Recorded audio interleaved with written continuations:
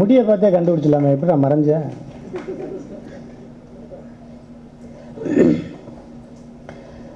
அனைவருக்கும் வணக்கம். ஒரு நல்ல சந்திப்பு. கணேசனை பார்க்குறாரு, எப்போ முடிக்க போகிறானோ, மழைகளை வரப்போகுது போல். அல்லோ நான் பேசுகிறேன், பேசி தாயா வீட்டுக்கே போக முடியலை அப்படின்னு. அனைவருக்கும் வணக்கம். இந்த படம் முத்துன கத்திரிக்காய். எனக்கு மற்றவங்கள பார்த்து எனக்கு பெருமையாக இருக்குது அப்படின்னு நான் நிறையா பேரை நான் வச்சுக்கிறேன். பட் எனக்கு இன்றைக்கி நானே அப்படி ஒரு பெருமையாக நினச்சிக்கிறேன். ஏன்னா நான் ஒரு அசிஸ்டன்ட் டைரக்டர் ஆகி அவருக்கு படங்களில் நான் வேலை பார்த்து அதுக்கப்புறம் நான் வெளியே வந்து டைரக்டர் ஆகி அதுக்கப்புறம் எங்கள் டைரக்டர் ஹீரோவை நடிக்கிற படத்திலே நானும் ஒரு காமெடி கலந்த ஒரு வில்லன் வேடத்தில் நடிக்கிற அளவுக்கு நான் வந்திருக்கேன். அப்படின்னா அது பிகாஸ் எல்லா ப்ளஷிங்கும் எங்கள் டைரக்டர் சுந்தர் சாருக்கு தான் போகும். ஃபஸ்ட்டு டே ஷூட்டிங் அப்போ ஒரு சீனு. அப்போ எல்லோரும் உட்காந்துருந்தாங்க, டைரக்டர் உட்காந்துருந்தார். அப்போ டைரக்டர் வெங்கட்ராவன் ஒரு சீன் ஷூட் பண்ணார். அப்போ ஒரு 2 டைலாக் சொன்னார். அந்த டைலாக் ராமனுக்கு சீதை 15 வருஷம் கம்மி, கிருஷ்ணனுக்கு ராதா 20 வருஷம் கம்மி, ஒன்றா சேர்ந்து வாழலையா, குடும்பம் நடத்தலையா அப்படின்னு ஒரு டைலாக்கு. எனக்கு லேசாக சொல்லிவிட்டு அடுத்து அவங்களுக்கு போயிட்டாங்க. ஆனால் எங்கள் டைரக்டர் மானிட்டர் உட்காந்துருந்தார். ஆக்ஷன் சொன்னோன்னே நான் ராமனுக்கு ராதா 20 வருஷம் கம்மி, சீதைக்கு கிருஷ்ணன் 15 வருஷம் கம்மி அப்படின்னோட டைரக்டர் அப்படியே பார்த்தாரு. இவனை நல்லா ஒரே டேக்கில் அடிச்சிடுவானேன்னு சொல்லி ரெக்கமெண்ட் பண்ணால் ஆளவே மாத்துறான் ஐயா அப்படின்னு. இப்போ டக்குன்னு கணேஷ் சார் போய், சார் நீங்கள் இருந்தால் சிங்கம்பள்ளி பேச மாட்டாப்புல, கொஞ்சம் வெளியே போங்க. ஏங்க நிறையா சீன் வச்சுருக்கு, நான் எடுக்கிற சீன்லாம் வெளியே போக முடியுமா, ஒழுங்காக பேசுவாங்க அப்படின்னா. அப்புறம் ஒரு 6-7 டேக் அப்புறம் தட்டி அடித்து முடிச்சாச்சுன்னு வைங்க. அப்புறம் இன்னொரு சீனு டைரக்டரோட ஷேஷில் நின்று பேசல. அப்படியே அந்த ஷார்ட் முடிஞ்சோடனே ஓரமாக போய் உட்காந்து பேப்பர் படித்தார். அவர் படிச்சுக்கிட்டே நான் பக்கத்தில் உட்காந்தேன். அப்புறம் என்னை பார்த்து சிரிச்சிட்டு திருப்பி பேப்பரில் மூஞ்சியை மூடிக்கிட்டார். என்ன சார் அப்படின்னு. இல்லை புள்ளி, எனக்கே ஒரு மாதிரியாக இருக்குது, நான் நிறையா படத்தில் வில்லனெல்லாம் அடிச்சிருக்கேன், ஆனால் எனக்கு வில்லன் சிங்கப்புள்ளிங்களில் தான் எனக்கு ரொம்ப அவமானமாக அப்படின்னா ரொம்ப ஒரு நல்ல எக்ஸ்பீரியன்ஸ். ஒரு 20 நாள் டைரக்டரோட இருந்து இந்த முத்துன கத்திரிக்காய் அப்படிங்கிற படம், அது மலையாளம் ரீமேக் அப்படின்னு இருப்பாங்க. ஆனால் அந்த படத்தையும் பாருங்கள், இந்த படத்தையும் பாருங்கள், நிறைய டிஃப்ரென்ஸ் இருக்கும். நிறையா உழைச்சிருக்கார் இயக்குனர் வெங்கட்ராவன், நிறைய உழைச்சிருக்கார். டைரக்டர் நிறைய. இப்போ பார்த்தீங்கன்னா இந்த மாண்டேஜஸ்லாம் எவ்வளோ மாண்டேஜஸ் பார்த்துருக்கீங்க. இந்த மாண்டேஜஸ்லாம் அந்த மலையாள படத்தில் இருக்கா அப்படிங்கிறதெல்லாம் டவுட் தான். இவ்வளோ ஒரு ஒரு காமெடியான ஒரு விஷயமெல்லாம் பண்ணுறது. முக்கியமாக இன்னொரு விஷயம் சொல்லணும், எங்கள் டைரக்டர் ப்ரொடியூஸ் பண்ணி இன்னொருத்தரை டைரக்ட் பண்ணுறாங்க அப்படின்னா அதுக்கு எவ்வளோ கேப்பபிள் வேணும்னு எனக்கு தான் தெரியும். எங்கள் டைரக்டர் காமெடி படத்தை ரொம்ப சீரியஸாக எடுப்பார். அவர் அடிக்கடி சொல்லுவார், அடுத்தவங்களோட என்டர்டைன்மெண்ட் நம்மளோட ப்ரொஃபஷன். ஸோ நம்ம அவங்கள சிரிக்க வைக்கிறதுக்குன்னா ரொம்ப சீரியஸாக எடுப்பார்.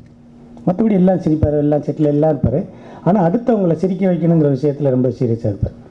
பட் அதுக்கு இந்த வெங்கட்ராவன் எங்கள் டைரக்டரே சொல்லியிருக்கார்.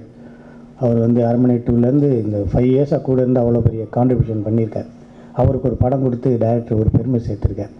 ஸோ அதுக்காகவே எங்கள் டைரக்டருக்கு நான் ரொம்ப நன்றி சொல்லணும். நல்லது உள்ளதில் பார்க்கலாம், தீபாவளியில் பார்க்கலாம், பொங்கலில் பார்க்கலாம்னு சொல்லி எல்லோரும் அனுப்பிச்சி விட்ருவாங்க, அதான் சினிமா. ஆனால் பட் அது இல்லாமல் ரொம்ப ரிஸ்க் எடுத்து ஒரு படம் எடுத்து அந்த படத்தில் தான் ஹீரோவை நடித்து அவரை பேச வச்சுருக்காருன்னா, அது டைரக்ட் பண்ண வச்சுருக்காருன்னா பெரிய விஷயம். வெங்கட்ராவன் சாதாரண ஆள் கிடையாது. ஒரு பேப்பர் அந்த அவர் எழுதின பேப்பரை கீழே போட்டிருந்தா அது பானுமுருகன் எடுத்தாலே ஷூட் பண்ணிடலாம், அவ்வளோ டீட்டெயிலாக இருக்கும். நீங்கள் அதிகமாகலாம் பேச வேண்டாம். நீங்கள் ரொம்ப புத்திசாலியாக உங்களுக்குள்ளே பஞ்சு, அந்த பஞ்சு, இந்த பஞ்சு விட்டால் அதெல்லாம் சேர்த்துணும். நீங்கள் க்ளீன் ஸ்லேட்டாக போனால் போதும். அவர் சொன்னதை சொன்னால் போதும். அது எதை 2 தடவை சொல்லணும், எதோ ஒரு தடவை சொல்லணும் அப்படிங்கிற ரொம்ப தெளிவான ஒரு டைரக்டர். ஸோ இந்த படத்துக்கு, இந்த முத்துன கத்திரிக்காய்க்கு இப்படி ஒரு டீம். பானுமுருகன் எனக்கு நல்லா தெரியும். அவர் பிதாமகனில் பாலசுப்ரமணியம் பெரிய கேமராமேனோட அசோசியேட் கேமராமேன். அப்போ இருந்தே அவருக்கு நல்லா தெரியும். ஹலோ நான் பேசுகிறேன்லாம் ஒர்க் பண்ணியிருக்கார். ரொம்ப ஃபாஸ்டஸ்ட் கேமராமேன். விமின் நல்ல ஒரு மியூசிக் டைரக்டர், நல்ல ஒரு டீம். யோகி பாபு, அதுக்கப்புறம் விடிவி கணேஷ், எல்லாருமே ஒரு நல்ல டீம். இந்த முத்துன கத்திரிக்காய் இன்றைக்கி 2016 பெரிய ட்ரீட் அவங்களுக்கு அமையும் அப்படின்னு நினைக்கிறேன். நான் முத்துன கத்திரிக்காய் அப்படின்னா ஒரு வரியில் சொல்ல சொன்னாங்க, பட் எனக்கு ஒரு வரியில் சொல்ல தெரியாது. இந்த கத்திரிக்காய் நினச்சாலே நான் சின்ன வயசில் பயங்கர கடுப்பாயிருவேன். கல்யாண வீட்டில் போனால் கத்திரிக்காய் சாம்பார், கல்யாண வீடு, காது குத்து வீடு, கல்யாணம் சடங்கு வீடு, எந்த வீட்டுக்கு போனாலும் கத்திரிக்காய் கத்திரிக்காய் கத்திரிக்காய் கத்திரிக்காய். இது எவன்டா இந்த கத்திரிக்காயை கண்டுபிடிச்சான் அப்படின்லாம் ரொம்ப கோவப்படுவேன். ஆனால் உலகத்திலே கத்திரிக்காய்க்கு இருக்க சிறப்பு எதுக்குமே இல்லை. சில காயத்தை சாம்பார் வைக்கலாம், சில காயத்தை புளிக்குழம்பு வைக்கலாம், சில காயத்தை குருமா வைக்கலாம், ஏதாவது ஒன்று வைக்கலாம். ஆனால் கத்திரிக்காய் வச்சு நீங்கள் எது வேணாலும் செய்யலாம். 2 கத்திரிக்காய் இருந்தால் போதும். பிடிக்காத பொண்டாட்டி, பிடிக்காத புருஷன் நிம்மதியாக சாப்பிட்டு போயிடுவாங்க. நீங்கள் வேறு எந்த காய் வச்சாலும் திருப்தி பண்ண முடியாது. கத்திரிக்காய் சாம்பார்னு சொல்லுங்கள், அது ஏழைகளின் உணவு. உண்மையிலே இந்த முத்துன கத்திரிக்காய் அதே மாதிரி தான். எங்கள் டைரக்டரை வச்சு நீங்கள் ஆக்ஷன் படம் பண்ணலாம், நீங்கள் எது வேணாலும் பண்ணலாம். நீங்கள் இன்றைக்கி ஃபுல் அண்ட் ஃபுல் இந்த படத்தில் வந்து ஒரே ஒரு ஃபைட் தான் வச்சுருக்கார், ஃபுல்லாக ஹியூமராக வச்சுருக்கார். பட் இந்த படம் 2016 ஒரு நல்ல காமெடி படமாக இருக்கும் அப்படிங்கிற நம்பிக்கை இருக்குது. நானும் படம் பார்த்துட்டேன், இருக்குது. நீங்களும் படம் பார்க்கணும். கடைசியாக ஒன்று சொல்கிறேன். சின்ன வயசில் ஒரு வீட்டுக்குள்ளே ஒரு ரொம்ப நாளாக ஒரு எலி பயங்கரமான டார்ச்சர் பண்ணிக்கிட்டே இருந்துச்சு எங்கள் வீட்டில். இந்த எலியை கொல்லலாம்னு சொல்லி நான் ஏதோ பிஸ்கட்லாம் வாங்கி போட்டேன், அதை போட்டேன், இதை போட்டேன், ஒன்றுமே செய்யவே முடியலை. என்ன பண்ணேன், இது வனவிலங்குகள் தடை சட்டத்தில் வராதுன்னு நினைக்கிறேன். இதில் என்னென்னா என்ன செஞ்சேன், ஒரு எலி மருந்தை வாங்கி ஒரு கத்திரிக்காய்க்குள்ளே ஓட்டையை போட்டு உள்ளே வச்சுட்டேன். உள்ளே வச்சு அந்த கத்திரிக்காய் எங்கெங்கே வருமோ அதில் கொஞ்சம் கொஞ்சம் பிச்சு பிச்சு வச்சுட்டேன். மறுநாள் பார்த்தேன், அந்த கத்திரிக்காய் கடித்த மாதிரியே அந்த எலி செத்து கிடந்துச்சு. உடனே ஓடி போய் அது ஒரு பாலித்தீன் பையில் லெஃப்டில் தூக்கி போட்டு அடைச்சி வச்சு வாசலில் வச்சோன்னே எங்கள் அம்மா என்ன சொல்லிச்சு, ஏதோ ஒரு வேலை சொல்லிடுச்சு. நான் குப்பத்தில் போடலாம்னு சொல்லி அந்த பைக்கு கவரில் வச்சுட்டு சர்ன்னு போனேன். அதுக்குள்ளேயும் வேறு யாரோ கூப்பிட்டாங்க. அப்படியே மறந்தேன். பைக்கு கவருக்குள்ளே கத்திரிக்காயை கடித்த எலி இருக்கிறத மறந்துட்டேன். மறுநாள் திருப்பி காலையில் எலக்ட்ரிக் பில் கட்ட போகிறேன். பைக் எடுத்துகிட்டு போகிறேன். எலக்ட்ரிக் பில் கட்டுறதுக்கு 15 பேர் முன்னாடி நிற்கிறாங்க. நான் பைக்கை கொண்டு போய் ஓரமாக நிப்பாட்டி விட்டு திரும்பினேன். அப்படின்னு சொல்லிட்டு எல்லோரும் ஒதுங்கி போகிறாங்க. ஏன் அப்படி எல்லாம் போகிறாங்க அப்படின்னு நான் பார்த்தேன். என்னமோ பிள்ளையே சின்ன ஒரு எலி சத்த நாத்தமாக இருக்கு, என்னன்னு தெரியலைங்க அப்படின்றேன். நானும் கட்டிட்டு வரேன். நான் அந்த பைக்கில் போகிறேன். திருப்பி போய் பார்க்குறேன், எலி சத்த நாத்தம் என்னை ஃபாலோ பண்ணிக்கிட்டே இருக்குது. என்னடா இது எப்படி இருக்கிறாரு அப்படின்னு சொல்லிட்டு ஒரு வீட்டில் விட்டுட்டு அந்த வீட்டுக்கு போயிட்டேன். வெளியே வந்து பார்க்குறேன், 4 பைக் இருக்குது. என் பைக்கில் மட்டும் ஒரு 15 காக்கா உட்காந்துருக்கு. என்னடா இது என் பைக்கில் மட்டும் உட்காந்துருக்கேன்னு சொல்லி கல்லை விட்டு எரிஞ்சிட்டு திருப்பி அந்த பைக்கை எடுத்து வந்தேன். திருப்பி வீட்டில் வந்து வச்சேன். திருப்பி காலையில் எழுந்திரிச்சு பார்க்குறேன், 2 நாய் என் பைக்கு பக்கத்துலேயே படுத்து கிடக்கு. என்னடா இது அப்படின்னு பார்த்தா அப்போ எங்கள் அம்மா சொல்லுது, அது எலி சத்த ஞாபகத்தணும். அப்போ தான் ஞாபகம் வச்சு உள்ளே வச்சுருக்குது. அப்புறமேலு போய் பார்த்தேன், அது வேறு வடிவமாக இருந்துச்சு. இந்த ஜுராசிக் பார்க்கிலலாம் அப்படியே சுரண்டி பார்ப்பாங்க பாருங்கள், அப்படி எலும்பெல்லாம் அது மாதிரி வேறு ஒரு வடிவத்தில் இருந்துச்சு. அதை யாருமே தெரியாமல் கொண்டு போய் நான் குப்பையில் கொட்டிட்டு வந்தேன். ஸோ இந்த கத்திரிக்காய் அப்படின்னு நினச்சாலே எனக்கு அந்த எலியை கூட நான் செஞ்ச பயணம் தான் எனக்கு ஞாபகம் இருக்குது. ஸோ இதே மாதிரி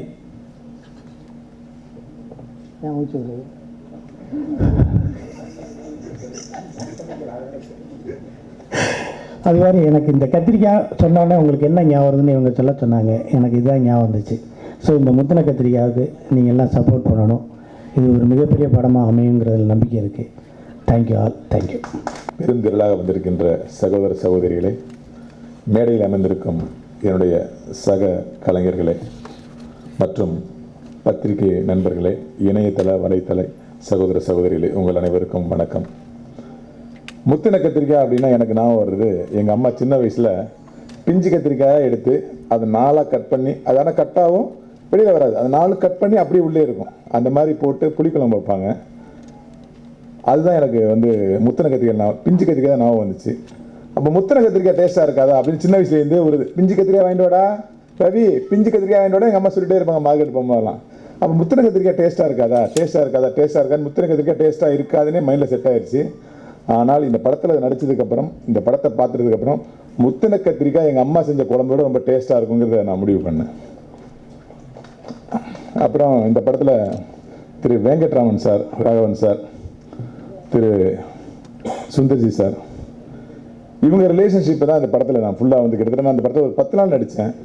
10 நாள் நான் நடித்தேங்கிறத விட அவங்க குரு சிஷியன் ரிலேஷன்ஷிப் நான் அவ்வளோ அழகாக பார்த்து சில இடங்கள் எனக்கு கண்ணீர் வந்துச்சு. அதை நான் தொடச்சிக்கிட்டேன். அது தெரியாது அவங்களுக்கு. சில சஜஷன்ஸை வந்து சுந்தர் சார் அவ்வளோ அழகாக சொல்லுவாங்க. வெங்கட் இப்படி ஏதாவது வச்சுக்கலாமான்னு ரொம்ப பணியாக கேட்கும்போது, இல்லை சார் அது ரவிமரியா சார் ஆல்ரெடி 6 மாடல்ஸ் எடுத்தாரு சார். அப்படியே வெங்கட் ஓகே. அந்த ஒரு குரு சிஷியனுங்கிற அந்த ரிலேஷன்ஷிப்பை வந்து அவ்வளோ அழகாக வந்து நான் ஒரு 10 நாள் பார்த்தேன்.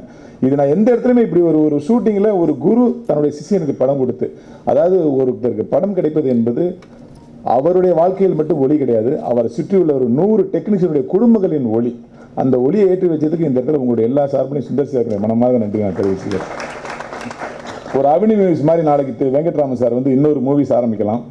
அவர் வந்து ஒரு 10 இயக்குநர்களை உருவாக்கலாம், ஒரு 1000 குடும்பங்களுக்கு சோறு போடலாம். அதெல்லாம் எப்போ நடக்கும்னா இந்த மாதிரி ஒரு திரியை கொளுத்தி வைக்கும் போது நடக்கும். அவர் ஒரு மாபெரும் ஒரு மகர ஜோதியை ஏற்றி வச்சிருக்கீங்க சார், ரொம்ப நன்றி. அப்புறம் இந்த படத்தில் நான் வந்து வழக்கமாக வந்து சண்டைன்னு ஒரு படம் உங்களுக்கு தெரியும், சுந்தர்சி சாரும் நதியா மேடமும் நடித்த படம். அந்த படத்தில் சக்தி சிதம்பரம் சார் டைரக்ட் பண்ணியிருந்தாங்க. அந்த படத்தில் நான் தான் ரைட்டர். அந்த படத்தில் ரைட்டர் ஆகும்போது அந்த படத்தில் ஃபைட்டராகவும் நடித்தேன், வில்லனாகவும் நடித்தேன். ஆனால் அதுக்கப்புறம் சுந்தர் சார் படத்தில் நடிக்கவே முடியல. என்னென்ன காரணம் எனக்கு தெரியாது. சுந்தர் சார் ஆஃபீஸ்லேருந்து அழைப்பு வரும் நினைக்கும்போது திடீர்னு ஒரு நாள் வந்து மேனேஜர் மோகன் சார் வந்து ஃபோன் பண்ணாங்க, பாலகுடி சார் ஃபோன் பண்ணாங்க. இந்த மாதிரி ஒரு கேட்டிருந்தாங்க. நான் வந்து ஒரு காமெடி வில்லனாக வரணும்னு ஒரு வெறித்தனமாக சுற்றிட்டு இருக்க ஒரு ஆள். சுந்தர் சார் ஆஃபீஸ்லேருந்து ஒரு அழைப்பு வந்து காமெடிக்கு பெரிய தீனி அப்படின்னு சொல்லிட்டு நான் பயங்கர இன்ட்ரெஸ்ட்டாக போனேன். ஆனால் பார்த்தீங்கன்னா இந்த படத்தில் ஆசியாவின் முதல் முறையாக நீங்கள் அப்பா நடிக்க போகிறீங்க அப்படின்ட்டாங்க. அப்பா நமக்கு அந்த ஜானரே செட் ஆகாது ஆக்சுவலாக. எனக்கு நான் பயங்கர வில்லனாக நடிச்சிருக்கேன், இல்லை வந்து காமிக்கல் வில்லனாக நடிச்சிருக்கேன். அப்பாவை எப்படி நடிக்கிறது நான் உள்ளுக்குள்ளே யோசித்தேன். இருந்தாலும் சுந்தர் சார் படத்தை வந்து விட்டுறக்கூடாது, இதுலேருந்து அவருடைய தொடர்பு கடைசி வாழ்நாள் ஃபுல்லாக தொடரணும் அப்படிங்கிற ஒரு எண்ணத்துக்காக இந்த படத்தில் நான் பண்ணியிருக்கேன். அதுக்காக மட்டும் பண்ணலை. இந்த படத்தில் நீங்கள் பார்க்கும்போது சுந்தர் சாரும் எனக்கும் ஒரே வயசு மாதிரி தெரியும். ஆனால் இந்த படத்தில் நான் ஏன் அப்பாவை நடித்தேங்கிறது மிகப்பெரிய சஸ்பென்ஸ். அந்த சஸ்பென்ஸ் நீங்கள் தேட்டரில் பார்க்கும்போது தான் தெரியும். மேலும் என்னுடைய சக பயணிகளான திரு VTV Ganesh sir, Singapore Deepan sir, பங்காளி சிங்கமுடி சார், அப்புறம் விபின், இவங்க எல்லாமே சார் உங்களோட எனக்கு அறிமுகம் இல்லை, சாரி தப்பாக எடுத்துக்காங்க. எல்லாருமே ரொம்ப அற்புதமாக இந்த படத்தில் நடிச்சிருக்காங்க. இந்த படம் வந்து இந்த ஆண்டின் மிகப்பெரிய ஒரு பாலிடிக்ஸ் சட்டையராகவும் காதலில் ஒரு வித்தியாசமான கோணத்தையும் இந்த படம் கொடுக்கும். வழக்கமாக வந்து ஐன்ஸ்டீனுடைய ஃபார்முலா, நியூட்டனுடைய ஃபார்முலா, நிறைய ஃபார்முலா இருக்குது. சுந்தரி சார் வந்து ஃபார்முலா போகிற வரைக்கும் ரொம்ப கஷ்டப்பட்டு ஃபார்முலா போட்டு ஓரத்தில் போய் உட்காந்துவாங்க. பட் அந்த ஃபார்முலா ஃபாலோ பண்ணிட்டு அப்படி படம் எடுத்து அந்த படம் சக்ஸஸ். சார் வெங்கட் சார், இந்த படம் உங்களுக்கு மிகப்பெரிய வெற்றி படமாக இருக்கும். ஆவணி மியூசிக்கு மிகப்பெரிய வெற்றி படமாக இருக்கும். எல்லாம் வல்ல இறைவனை வேண்டி விடைபெறுகிறேன். நன்றி, வணக்கம். பத்திரிகை அண்ணன்கள் எல்லாருக்கும் வணக்கம். அதாவது எல்லாரும் முத்தின கத்திரிக்காவை பற்றி ஒரு வார்த்தையை சொல்லணும் அப்படின்னு சொன்னாங்க. ஆனால் பார்க்க போனால் இந்த படத்தில் நான் தான் பிஞ்சு கத்திரிக்காய் சார். சாரி சார், ஏன்னா நான் தான் சின்ன பையன் சொல்ல வந்தேன் சார். அது மட்டும் இல்லை, அதாவது கத்திரிக்காய் அப்படின்னோடனே எனக்கு என்ன ஞாபகம் வரும்னா, நான் வந்து ஒரு நாள் வந்து வீட்டில் இருந்தேன். வீட்டில் வந்து அப்பா அம்மா எல்லாம் வந்து ஊருக்கு போயிட்டாங்க. ஊருக்கு போன உடனே என்ன பண்ணேன், நான் வீட்டுக்கு ஷூட்டிங் முடிச்சுட்டு வந்தவொடனே வீட்டில் யாரும் இல்லை, எங்கே இருக்கீங்கன்னு கேட்டால் நான் வந்து ஊருக்கு போயிட்டேன்ப்பா, அம்மா வீட்டில் என்னம்மா சாப்பாடு இருக்கம்மா, சாப்பாடு இருக்குது, குழம்பு தான்ப்பா இல்லை அப்படின்னாங்க. அப்படின்னா சரி ஓகேம்மா நான் பார்த்துக்கிறேன் அப்படின்னு சொல்லிட்டு நான் என்ன பண்ணேன், எனக்கு இந்த எண்ணெய் கத்திரிக்காய் வந்து எண்ணெய் ஊற்றி கத்திரிக்காய், இந்த கருவேப்பிலை, கொத்தமல்லி இதெல்லாம் போட்டு, தக்காளி எல்லாம் போட்டு எண்ணெய் கத்திரிக்காய் செய்வேன். ஸோ அது நானே செஞ்சு சாப்பிடுவேன். ஸோ அதை வந்து நான் அன்றைக்கி வந்து செஞ்சு சாப்பிட்டேன். சாப்பிட்டதுக்கு திரும்ப இன்னொரு நாள் வந்து ஃபோன் பண்ணி அம்மா கிட்ட சொன்னேன், சாப்பிட்டியாப்பா அப்படின்னு சொல்லி கேட்டாங்க. சாப்பிட்டேம்மா. என்னப்பா சாப்பிட்டேன், நானே எண்ணெய் கத்திரிக்காய் செஞ்சு சாப்பிட்டேம்மா அப்படின்னு. அப்படியா, சரிப்பா சாப்பிட்டு தூங்குப்பா அப்படின்னா. அதுக்கப்புறம் இன்னொரு நாள் ஷூட்டிங் முடிச்சு வீட்டுக்கு வந்து அம்மா சீரியல் பார்த்துருந்தாங்க. இந்த பாலிமர் டிவிலலாம் நிறைய சீரியல் போடுறாங்களே, அந்த சீரியல் பார்த்துருக்கிறப்ப நான் அவங்ககிட்ட சொன்னேன்மா, என்னம்மா சாப்பாடு இருக்காம்மா, சாப்பாடு இருக்குப்பா, குழம்பு தான் இல்லை அப்படின்னாங்க. அப்படியா, சரிம்மா ஏதாவது குழம்பு செய்யுமா, நீயே போய் எண்ணெய் கத்திரிக்காய் செஞ்சுக்கலாம் அப்படின்ட்டாங்க. ஸோ ஸோ அது வந்து எனக்கு வந்து கத்திரிக்காய் அப்படின்னோடனே ஞாபகம் வர்றதுக்கு காரணமே வந்து நான் சமையல் செய்கிறது தான் எனக்கு ஞாபகம் வரும். ஏன்னா வந்து அவ்வளோ வந்து அனுபவப்பட்டிருக்கேன். ஸோ அது மட்டும் இல்லாமல் இன்றைக்கி வந்து இந்த முத்தின கத்திரிக்காய் அப்படிங்கிற இந்த ஆடியோ லான்ச்சில் வந்து அதாவது சூப்பர் ஸ்டார் வந்து ஒன்று சொல்லுவார்,